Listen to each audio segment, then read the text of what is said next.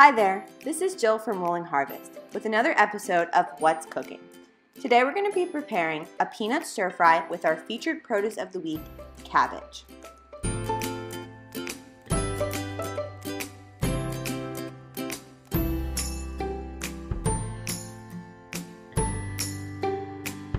Start by chopping your cabbage, whether it's green, red, or both.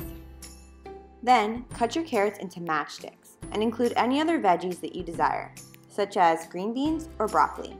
Then, dice your onion and set aside for later. We're now going to prepare a sauce made from peanut butter, soy sauce, maple syrup, garlic powder, coconut milk, and lime juice. Set your pan on medium-low. Add half a can of coconut milk, 5 tablespoons of peanut butter, and mix it around with a fork until it starts to melt down.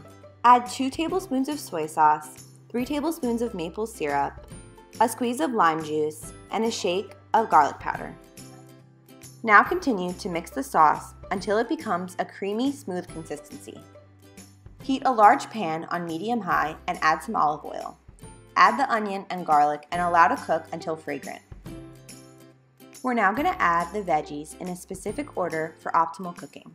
First, add the cabbage and the carrots. Stir and let cook for about 2 to 3 minutes. Next, add the green beans and the broccoli and allow to cook for another minute. Our final step is to mix in the prepared peanut sauce until all the veggies are lightly coated.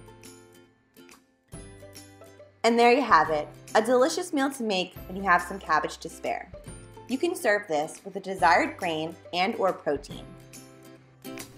Thank you for joining my colleagues Edie Koznowski, Jill Kelly, and me, Vicki Sarnoff, for this episode of What's Cooking.